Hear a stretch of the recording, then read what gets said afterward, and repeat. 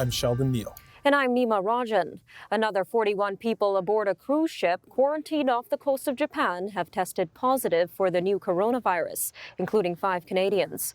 The cruise line says the quarantine period will end on February 19th if there are no issues. Hello, I'm Nima Rajan. Prime Minister Justin Trudeau says the Canadian military will keep assisting in nursing homes in Ontario and Quebec, though 36 members of the Canadian Forces have come down with COVID-19 while doing so. That's up from 28 cases of the novel coronavirus among those troops less than a week ago.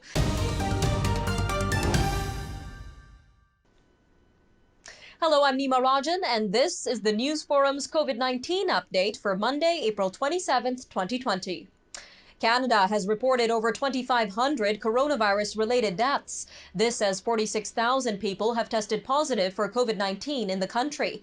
As provinces begin to consider reopening their economies, the number of coronavirus tests is expected to increase. 60,000 daily COVID-19 tests are expected to be conducted, which will be used as a metric to advise provinces when to reopen.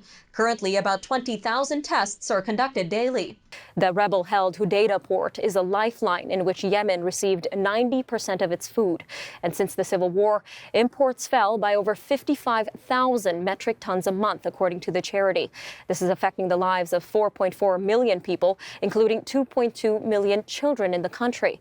So to talk more about this crisis, we are speaking with Alejandro Terronez, Senior Humanitarian Manager at Save the Children. Thank you so much for your time today, Alejandro. As suicide rates continue to climb in our country, Zero Now hopes their advocacy will spark change in the system.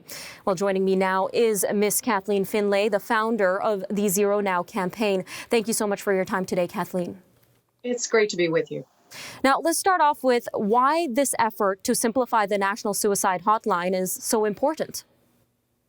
Now, what do you think is currently missing in terms of mental health assistance for first responders?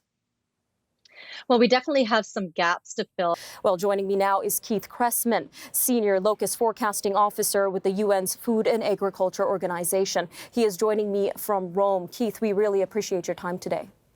Thank you. My pleasure to be with you. Now, what are some of the key findings so far in terms of the invasion and how it's spreading?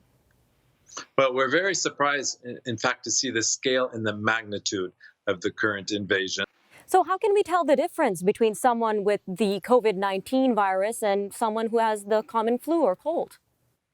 Yeah, it's a good question. However, the Fraser Institute found that overall, Canadians waited longer for medically necessary treatment in 2019 than in 2018. Well, to talk more on the state of doctors in the Canadian medical system, we are being joined by the Honourable Tony Clement, former Health Minister of Ontario and host of Boom and Bust. Now, Tony, what are your thoughts on these findings? Are you surprised? I'm not really surprised. Online platforms were also found to cause chronic sleep deprivation, lower academic performance, and negative socio-emotional functioning. As youth suicide rates continue to rise in Canada, researchers are urging people to look into social media content and how it affects the mental health of teens. And now for a look at some other headlines from around the world.